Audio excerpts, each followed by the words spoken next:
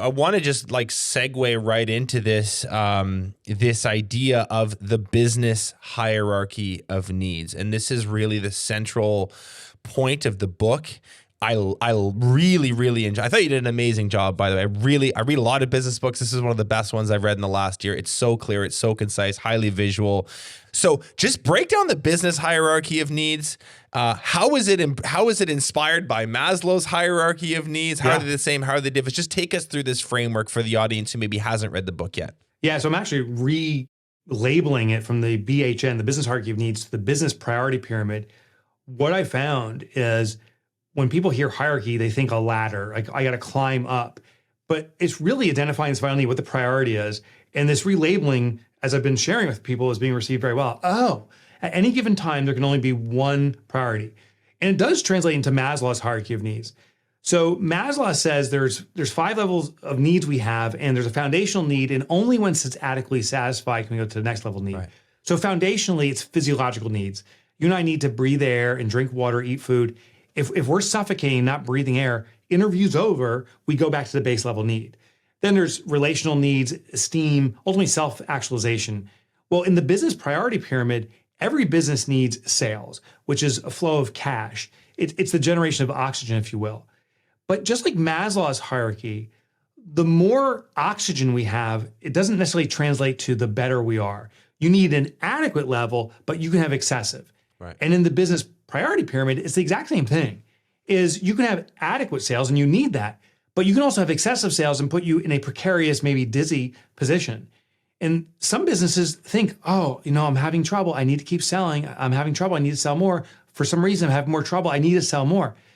The problem is sales translates to stress on an organization. So the more you sell, the more obligation you have. If you're not prepared for that obligation, it actually burdens the company more and puts it in a more precarious position. Right. So in the BPP, if you will, the business priority pyramid, starts off with sales, then there's profit, then there's order, which is bringing about efficiency, then there's impact.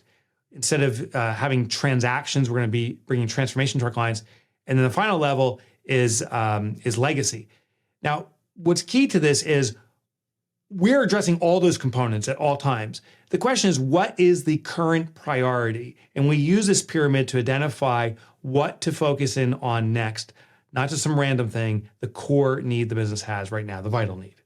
And how do you encourage, like on a very practical level, how do you encourage entrepreneurs kind of use this hierarchy or use this, sorry, we're not using hierarchy, this priority pyramid, this lens, is because that's really what it is. It's a lens to look at your priorities through. Look at all okay, there's a million maybe that's a lot. There's 10 fires burning in my business. I definitely don't have enough buckets and hoses to put all of them out. And any entrepreneur listening is going to know, and they're probably feeling this today, this week. I got to leave a fire burning here because this one is, going to go into the building, and that's a bigger problem. So on a practical level, how do you encourage entrepreneurs use this lens to think through their priorities and then move to the fixes faster? Yeah, we're going to look for that weakest link. It's a prioritization based upon a cascading effect. We had a hurricane. I'm in New Jersey. We had a hurricane come through. This is a decade ago. That was extraordinarily damaging. But what was interesting to me was the restoration of power. And where my wife and I live is kind of a remote part of New Jersey, but the main areas got restored first. And the reason is once you get power to the main areas, you can start splintering out. So they focus on these main dense populations. Well, that's kind of the same situation. We got 10 fires going on in our business. The question is, which one is the most dense population, will have the most positive effect, and perhaps could cascade other things. Right. How we use the business priority pyramid is we start off by asking ourselves, do we have a sales issue? Now, how to know if we have a sales issue, we simply say is, do we have any? If the answer is I don't have any sales, you have a sales issue. Right. If you have some sales, the question then is, do I have any? And you look at the next level. So if I do have some sales, do I have any profit? If the answer is no to profit, it actually may be a profit problem. So then we look at the link and say, I have some sales, I have no profit. Why do I have no profit with some sales? And we have to ask those hardcore questions. Is it really that sales aren't adequate? Or is our infrastructure too heavy for the sales that we do have? And then we find the fix is either in sales or profit.